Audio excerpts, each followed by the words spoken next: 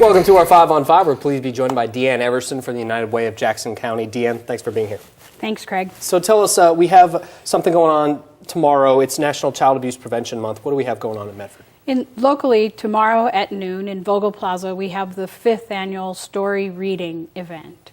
We get community leaders to come together to read stories of real children and real survivors and real victims of child abuse who are here in our community. And because we believe that if healing lies in witnessing, we open the door to more people being able to come forward. And so we're there for an hour tomorrow at noon. Mm-hmm. And obviously you're encouraging everyone to come down and listen to these dramatic stories, correct? Well, there were 810 cases last year of child abuse, threats of harm, neglect, statistics gathered by the state of Oregon for Jackson County. And if we could have at least 810 people there, that would be good because it would symbolize one person for every child who was abused last year. That's more than 2 kids a day, and it's just not okay. Mm-hmm. Absolutely, of course. And so when we're trying to get the word out about this, we're trying to be able to talk about it, correct? I mean, it's important that we recognize this is happening, and that's part of stopping it, correct? Well, we stand there in order to be able to share the prevention message to reduce child abuse and the impacts on this community. There are approximately 2,300 childbirths a year in Jackson County.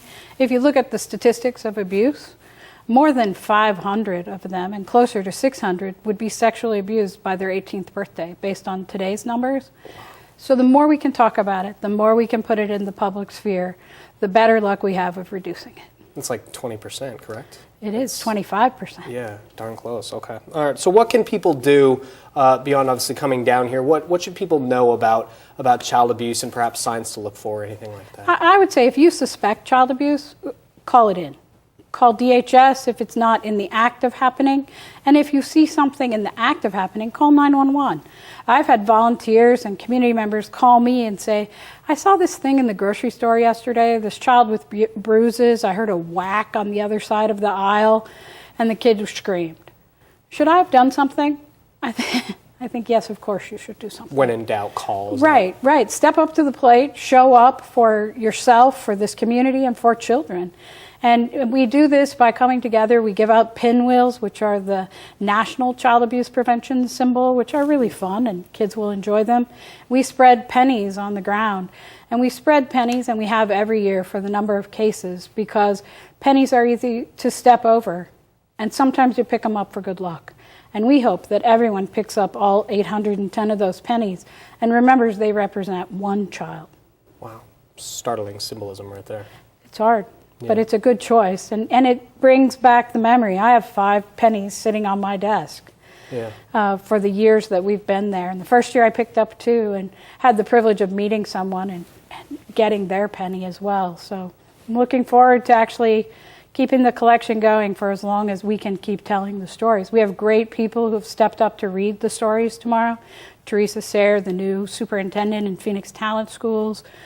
Police Chief Tim George will be there. Jackson County District Attorney Beth Heckert will be there. Tricia Prendergast from Magdalen Home and a member of the Medford School Board will be reading. And these are all folks who have stepped up to be able to tell these stories. And it's hard to do and important to do. Absolutely. And so we're grateful that we get to spread the word and encourage people to show up. Okay. And if people are interested in coming down, and they're looking for more information, obviously it is noon at Vogel Plaza, downtown Medford, tomorrow, the 18th. Where can people find out more information online? Things that they should look for? They can go to the United Way of Jackson County website, unitedwayofjacksoncounty.org. They can go to don'tturnaway.com. They can look it up on Facebook events, because all of the organizations involved in protecting children and preventing child abuse have it posted on their Facebook pages. We want people to show up. We'd love it if they wore blue, which is the National Child Abuse Prevention color.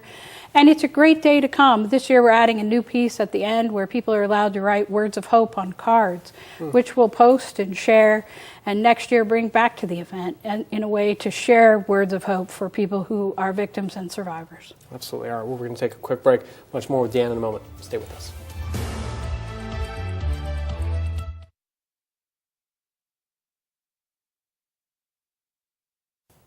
Welcome back to our 5 on 5. Again, we're here with Deanne Everson. We're talking about the Vogel Plaza Child Abuse Prevention event coming up tomorrow.